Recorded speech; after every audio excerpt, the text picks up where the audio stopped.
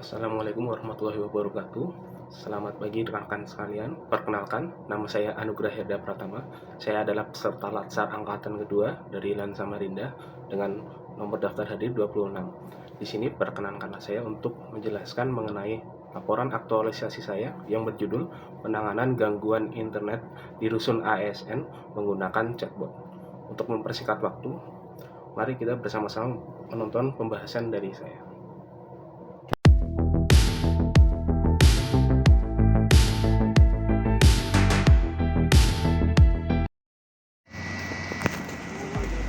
IKN sebagai smart city membutuhkan jaringan internet yang reliable.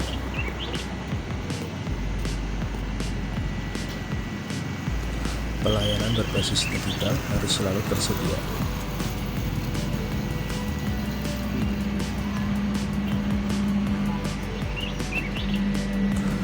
Disinilah saya menemukan isu penting, yaitu belum adanya sistem pelaporan gangguan internet di lingkungan IKN.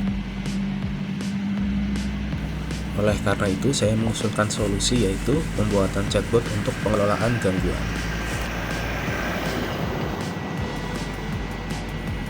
Berikut adalah uraian kegiatan dan tahapan.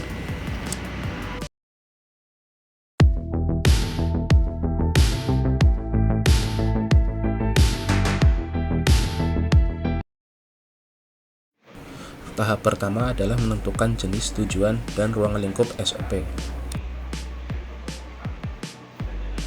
Untuk tahap ini, penulis meminta bimbingan mentor agar draft SOP yang terbuat sesuai dengan peraturan yang berlaku.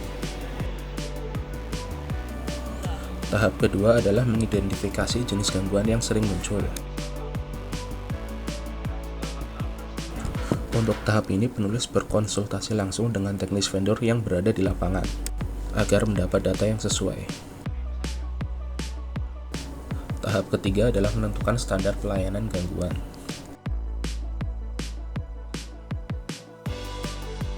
Hal ini penting agar standar yang dilakukan sesuai antara OIKN dan vendor. Tahap keempat adalah pemetaan flowchart penanganan gangguan dari awal hingga akhir. Flowchart ini nanti akan digunakan sebagai dasar dari pengoperasian chatbot. Tahap kelima, penyusunan SOP. Berikut adalah output dari kegiatan pertama, yaitu draft SOP penanganan gangguan.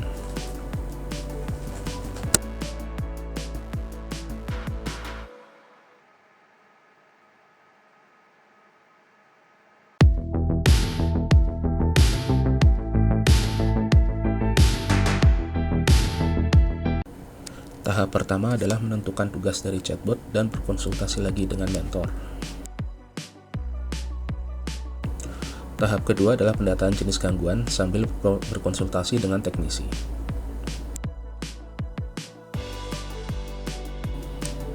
Tahap ketiga adalah penyusunan daftar pertanyaan dan respon dari chatbot.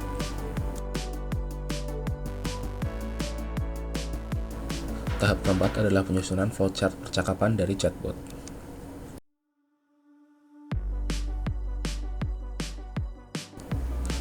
Berikut adalah output dari kegiatan 2, yaitu flowchart percakapan chatbot.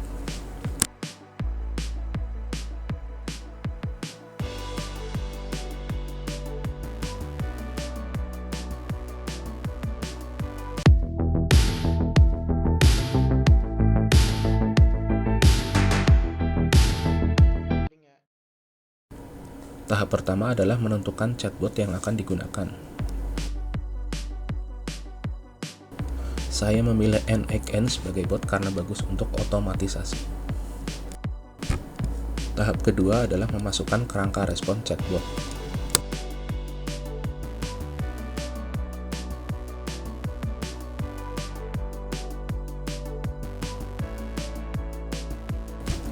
Tahap ketiga adalah uji coba dan perbaikan dari chatbot.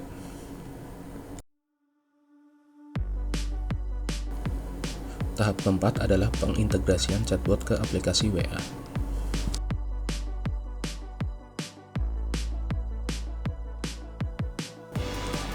Output dari kegiatan 3 adalah chatbot yang berhasil dibuat dan siap untuk digunakan.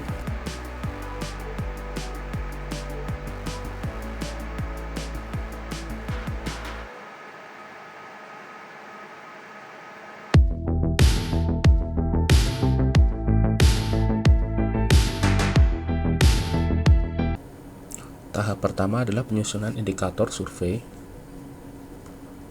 dan tahapan kedua adalah menyusun pertanyaan survei.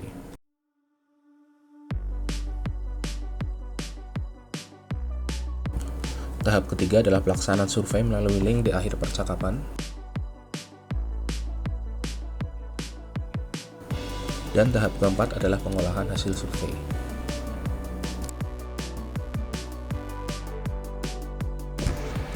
Output dari kegiatan 4 adalah survei kepuasan pengguna chatbot.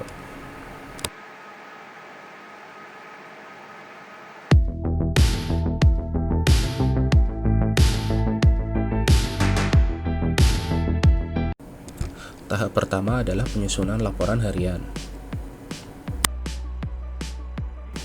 Tahap kedua adalah penyusunan laporan mingguan. Dan yang terakhir adalah laporan bulanan. Output kegiatan 5 adalah tersedianya laporan gangguan internet.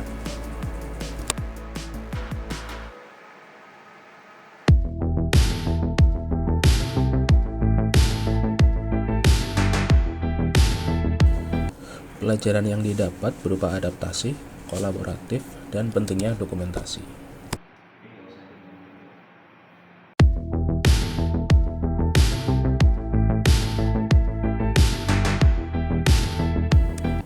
Kesimpulannya, chatbot bekerja dengan baik dan dapat meningkatkan efektivitas komunikasi dan koordinasi dalam penanganan gangguan.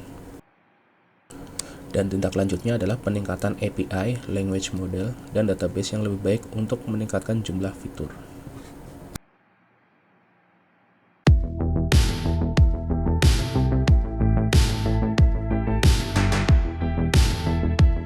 Jadi menurut Mas Lukman gimana nih kemarin chatbotnya?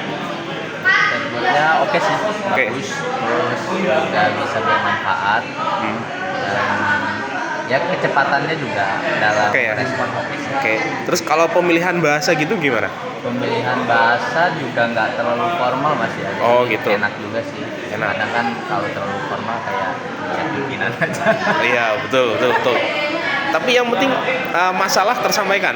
Masalah tersampaikan, terus juga ya mungkin nanti ketika ada ya aktualisasi lebih lanjut, mungkin kan secara isunya udah oke sih gitu. Oke. Terus kira-kira nih bisa nggak dipakai di tempat lain, katakanlah mungkin di instansi lain atau departemen lain gitu? Iya sangat bisa sih. Oh, sangat apalagi bisa ya? untuk pelayanan publik ya. Oh iya. Itu Oke ya. Jadi intinya chatbotnya sudah oke? mantap. Oh mantap. Thank you Mas. Ya.